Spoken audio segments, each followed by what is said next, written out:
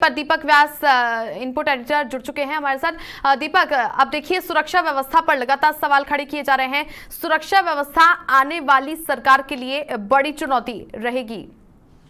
देखिए, बिल्कुल यहाँ पर छवि ये घटना जो है ये उस दौर में हुई है जब राजस्थान में एक कामचलाऊ सरकार काम कर रही है। राजस्थान में एक सरकार नहीं है, कामचलाऊ सरकार है, क्योंकि मुख्यमंत्री अशोक गहलोत अपना इस्तीफा राज्यपाल को सौंप चुके हैं।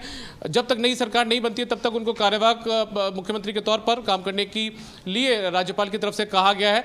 ऐसे में बीजेपी ने अभी तक अपने जो सरकार की कमान है वो संभाली नहीं है, मुख्यमंत्री बना नहीं है, शपथ ली नहीं गई है। तो ऐसे में बीजेपी के सामने भी व्यवस्था तो ये रहने वाली है कि आखिर चुनौती भी रहने वाली कि इस कानून व्यवस्था से कैसे वो निपटती है, क्योंकि बीते 5 साल में इसी कानून व्यवस्था को लेकर बीजेपी ने एक बड़े सवाल यहां पर आंदोलन खड़े किए थे, सवाल खड़े किए थे। तो ऐसे में यहां पर बीजेपी के लिए भी वही चुनौती रहने वाली है। और साथ में कांग्रेस सरकार अब यहां से जा चुकी है, लेकिन काम चलाऊ सरकार यहां पर काम करेगी और उसी दौर के अंदर इतनी बड़ी घटना हत्या की यहां पर हो जाती है। बिल्कुल दीपक, पिंटू भी हमारे साथ बने हुए हैं। पिंटू, देखिए यही सवाल, क्योंकि बड़ी चुनौती सरकार को घेरा गया था कांग्रेस पार्टी राजस्थान पुलिस की कमजोरी कहूंगा मैं तो कि हमने कम से कम 10 बार राजस्थान सरकार से, पुलिस से, प्रशासन से उनके लिए बार बार हम सुरक्षा की मांग करते रहे।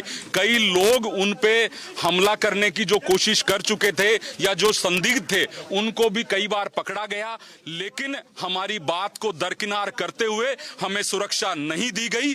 ये वही राजपूत समाज है, ये वही कौम है जो 3600 कौमों के लिए, गाय के लिए, धर्म के लिए मरने मिटने वाली कौम है। अगर हमारे साथ ऐसा होगा तो इस राजस्थान में आप देखिए कि ये बहुत बड़ी हम चुनौती खड़ी कर देंगे राजस्थान सरकार के सामने और पुलिस के सामने कि बार बार हमारी शिकायत के बावजूद भी हमारे उस भाई को सुरक्षा नहीं दी गई और जिसके कारण ये इतना बड़ा घटनाक्रम हुआ है। इस राजस्थान को शांति का प्रदेश कहा जाता है और उसमें ऐसी घटना होना ये सबके लिए एक चुनौती है।